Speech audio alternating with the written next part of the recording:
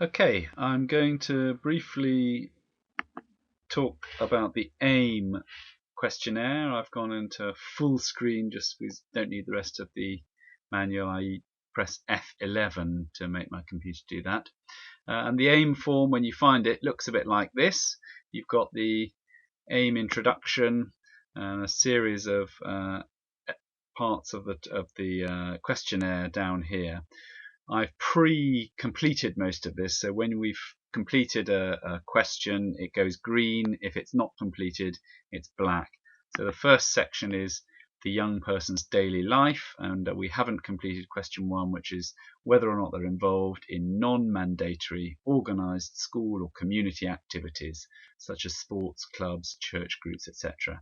So the aim broadly moves from more sort of normative resiliences and ordinary daily living questions into more explicit and mental health and problem focused questions. And each question looks like this. You get a very brief description. You're then asked whether or not this is a key problem, and then you have to decide which of the scores it is. So we're going to say this is a mild problem, periodic involvement, inconsistent. So I may or may not want to make this into a key problem. I'm actually not going to make this a key problem because it doesn't sound too much of a big problem. I've broadly speaking sketched out a young person with severe ADHD, affiliation with gangs, non-attendance at school, getting into kind of aggressive and offending behaviours, and with some post-traumatic problems. But let's not bother too much about that. So there's my social activities. I could go through some socio-economic questions. There are a whole range of questions about the family, relationships, conflict, discipline.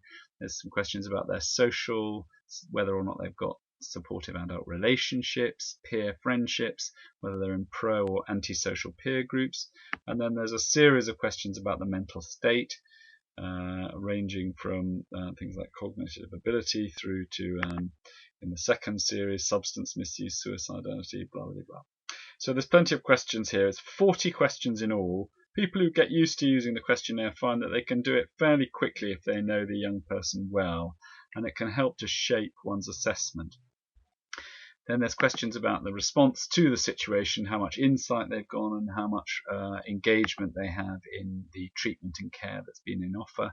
And then some measures of the complexity of the case, how long it's been going on for, and how pervasive it is, how much of a young person's life it is.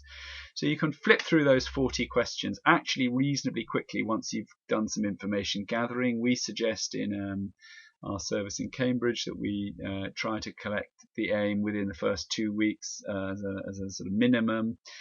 Once you've completed these, you can go to the final question, which is aim results. And you have two things which I'm briefly going to demonstrate. One is a button that says export aim. Having completed these questionnaires, because of the way that this website works, none of the data that you put into this questionnaire actually goes anywhere near the internet itself. It all remains within your local computer. You can export it from your computer into a file called a CSV file, which I'll do now. So by clicking that, what you see is a form that comes up, and it collects all of the answers that I've done in a particular way of writing this called CSV, which is easy to embed in an Excel spreadsheet. So that's reasonably simple to do.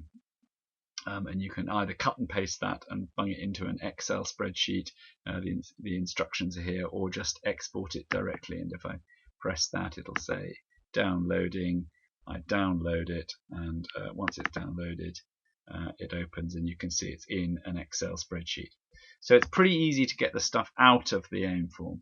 The other thing that we quite like is this idea that you can actually use the scores that you've got to generate different ways of ranking what suggestions for stuff to do with this young person might a worker want to think about.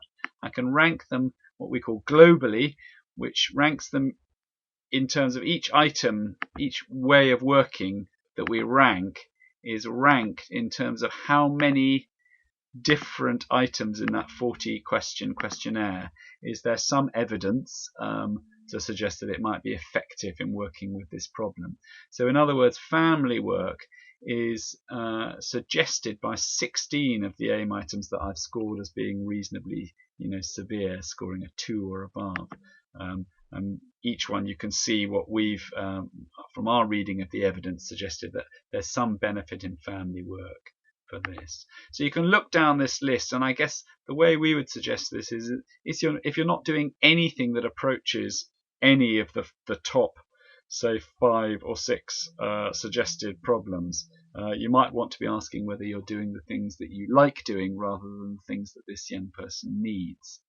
You can also list them in different ways. We can use what's called a focal ranking.